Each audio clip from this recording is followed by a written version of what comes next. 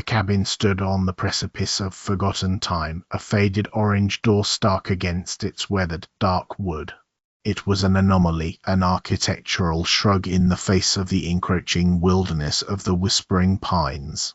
Sunlight, fractured and diffused by the dense canopy of ancient trees, painted the forest floor in shifting mosaics of light and shadow, but it rarely touched the cabin directly, giving it a perpetually shadowed, somber countenance. Ethan Vance, an urban planner by trade and a skeptic by nature, stared at the dilapidated structure with a mix of professional dismay and personal dread. His grandfather's will, a document as gnarled and cryptic as the trees surrounding them, had bequeathed him this property. Not the sleek, modern condo in the city, but this a remote, forgotten patch of land that held more secrets than square footage. "Are you sure this is it, Mr. Henderson?" Ethan asked, his voice sounding ridiculously formal and small in the vast quiet. The old lawyer, a stoic man whose face seemed permanently etched with the weight of legal precedent, merely nodded, consulting a yellowed parchment. "Blackwood Creek parcel, according to the original deed, Mr. Vance, known locally as the Echo House. Your grandfather insisted it remain in the family. Said it was important." Henderson's eyes, usually as sharp as a freshly sharpened pencil, darted nervously towards the dense tree line, though I confess he never elaborated. Ethan ran a hand through his perpetually messy hair. "Echo House? Sounds quaint." He tried for a casual tone, but the hairs on the back of his neck were already standing on end. The air here was too still, too heavy. It carried the scent of pine, damp earth, and something else, something cold and ancient, like stone dust mixed with the faint, sweet decay of old memories. He dismissed Henderson with a handshake that felt oddly like a final farewell, watching the lawyer's car kick up dust as it sped down the long, winding dirt track. Then, alone, Ethan faced the cabin. It was smaller than he'd imagined, squat and low, as if deliberately trying to burrow into the earth. The windows, two on the front, one on the side, were opaque with grime and time, reflecting nothing but the murky sky. The orange door, however, seemed to pulse with a strange, unnatural vibrancy. He approached cautiously, his boots crunching on the fallen leaves. As he got closer, he noticed the details. The wood planks were rough, hand-hewn, darkened not just by age but by something else, a deep, almost black staining that seeped from within. There were no power lines, no well pump, no visible signs of modern amenities. This was truly off the grid, a place time had forgotten. He pulled a heavy, ornate iron key from his pocket, its surface cold and strangely warm at the same time. His grandfather's last gift. It slid into the lock with a rusty clunk, a sound that reverberated through the silent forest as if amplified. The door creaked open, groaning in protest, revealing a maw of absolute darkness.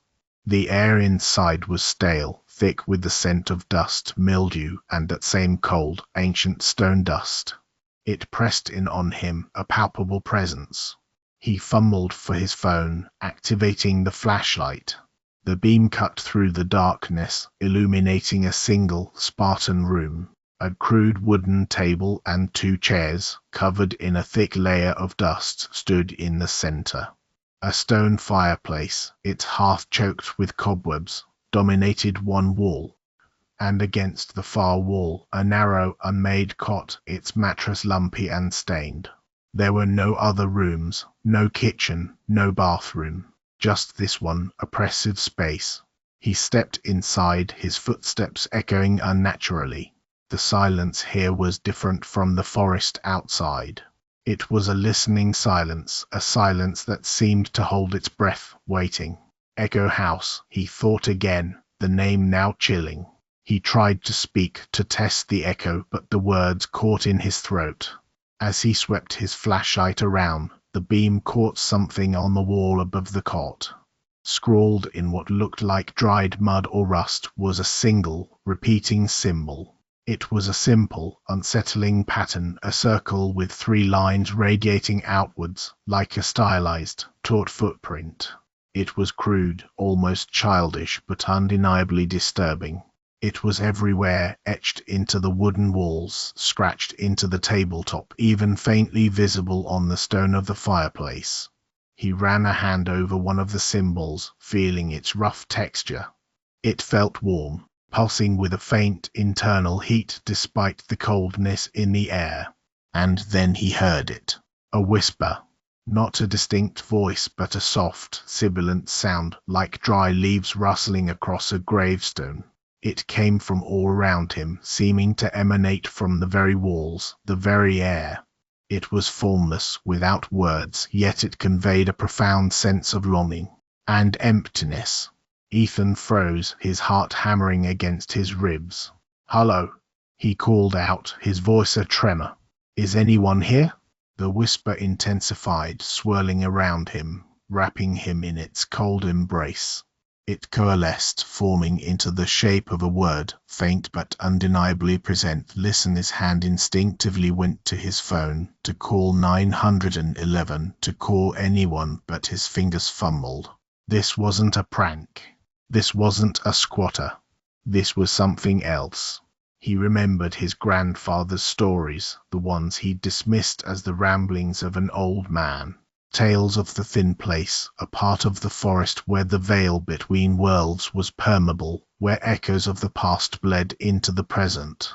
He'd scoffed, of course. But standing here, in this forgotten cabin, surrounded by ancient whispers, he was no longer so sure. He spent the next few hours meticulously searching the cabin. Under the cot, he found a small, locked wooden box. The same key that opened the front door opened this. Inside, there was nothing but a stack of yellowed journals. His grandfather's neat, spidery handwriting filled the pages, detailing years of observations. Not of the weather or the wildlife, but of the cabin itself. He read for hours, the fading light outside plunging the cabin into darkness, illuminated only by his phone's flashlight. The journal entries grew increasingly unsettling. They spoke of the whispers, of the cold, of the symbols, and then of the voices. August 14, 1972. The whispers are clearer now. Not just longing. There's a question, a persistent query. What do they want? September 3, 1972. It's a name. They're calling a name. Not mine. Not Clara's, but a child's. They are searching for something, for someone. Ethan's blood ran cold. Clara, his father's twin sister who had vanished when they were children. He remembered his father's distant, haunted eyes. He'd always assumed she'd run away or gotten lost or something human. But this cabin, this journal, it painted a far more terrifying picture. The symbols on the wall seemed to glow faintly in the dark, pulsating in sync with the whispers that now filled the cabin, a chorus of indistinguishable voices. They weren't angry, not yet. Just lost. Searching. He flipped to a later entry, his hands trembling. October 21, 1972. They found her. The child. Not here, not in the cabin, but in the forest. They took her. Not the whispers. No, the other one. The ancient one. It came for her. I saw it. Oh God, I saw it. The entry ended abruptly, the last word smeared as if the pen had been dropped in haste. There was a faint, almost invisible, indentation on the page, the impression of the symbol, the circle with 3 radiating lines. Ethan slammed the journal shut. The whispers around him intensified, forming into distinct words now swirling and overlapping like a perverse choir. Where is she? The child, she is lost. We miss her, we want her back. He scrambled to his feet, his phone falling from his trembling hand, plunging the room into absolute darkness. The whispers became a roar, filling his mind, pressing in on him. He could feel cold, insubstantial touches on his skin, like phantom fingers brushing his arms, his neck. He felt something shift in the air, a presence coalescing in the room. Not the whispers.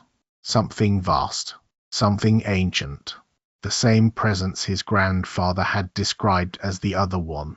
A faint, sickly green light began to emanate from the walls, from the floorboards, from the very air, illuminating the symbols carved everywhere.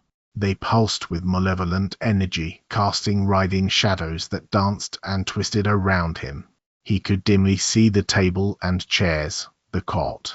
And then, in the corner, by the fireplace, a figure began to form. It was tall, impossibly thin, its limbs elongated and skeletal. Its skin was like bark, gnarled and covered in the same glowing symbols. Its head was a featureless oval, but where a face should have been, there was only a gaping, shadowed maw, constantly shifting, constantly breathing. This wasn't a ghost. This was something far older, far more terrifying. This was what his grandfather had seen. This was what had taken Clara. The creature made no sound, but the whispers around Ethan intensified to a deafening shriek. He could feel his own sanity fraying, tearing at the edges. The cold in the room was absolute, a crushing, suffocating weight. She left us. The whispers screamed in his head accusingly. You helped her. He realized with a horrifying clarity what had happened. The whispers were the echoes of the missing, the lost, trapped here, yearning for release. But the symbols, the cabin, the other one, they were not trying to help.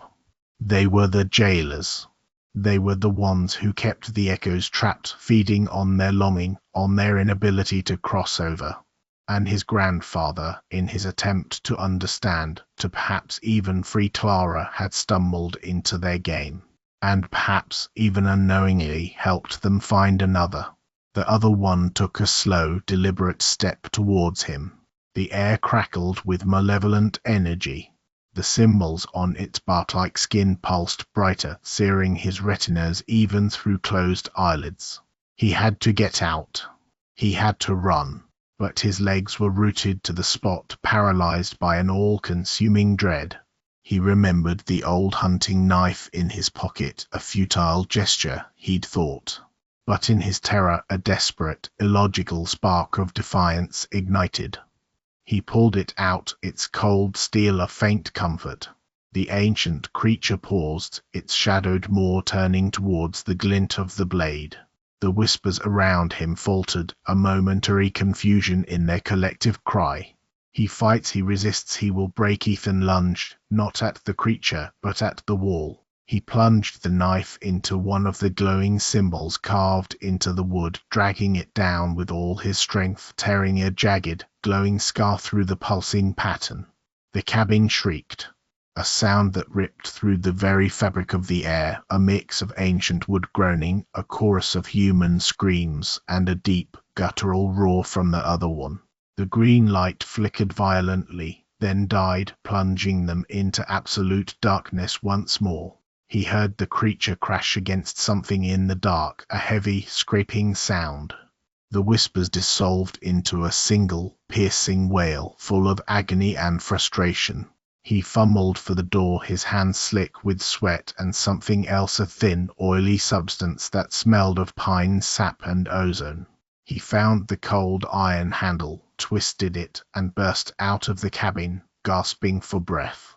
The forest outside was dark, but it was a natural darkness, not the oppressive, hungry blackness of the cabin. He didn't look back. He ran. He ran until his lungs burned, until his legs gave out beneath him, until he crashed through the dense undergrowth and tumbled onto the gravel track. He lay there for a long time, the only sound his own ragged breathing, the pounding of his heart, and the distant, comforting hum of the highway. He had survived. He had escaped. He never went back to the Echo House. He sold the property for a pittance, not caring about the loss. He didn't want to know what the new owners found or what they heard. He didn't want to know if the whispers continued, if the ancient other one still waited in the shadowy corner of the main room, it more searching for lost children. Months later, safely back in his city apartment, surrounded by the comforting sounds of traffic and sirens, Ethan still couldn't sleep with the lights off. He saw the glowing symbols whenever he closed his eyes, felt the cold, spectral touches, heard the chorus of whispers. He still remembered the feeling of the other one's silent, hungry presence. He occasionally checked the old county records, an obsession he couldn't shake. He found a strange anomaly. A series of recorded disappearances spanning back centuries, always coinciding with the Blackwood Creek parcel. Not just children, adults, travelers, hunters. All lost without a trace. And then a new entry. A missing persons report, filed just weeks after he sold the property. The new owner, gone. Ethan put the newspaper down, his hands trembling. The other one was still there, still waiting, still taking. He picked up a pen and paper. He began to draw compulsively, the symbol seared into his memory, a circle with 3 lines radiating outwards like a clawed footprint. He drew it over and over until the page was covered. He understood its meaning now. It wasn't just a symbol of loss but a mark of ownership. A brand. He felt a familiar coldness seep into the edges of his apartment. A faint, sweet decay of old memories. And then, barely perceptible over the city's hum, a whisper. Not a demand, not a plea. Just a faint, knowing question. Soon Ethan turned on every light in his apartment. He knew it wouldn't help. He knew it would never truly leave him. The Echo House wasn't just a cabin in the woods. It was a doorway, and it was always open.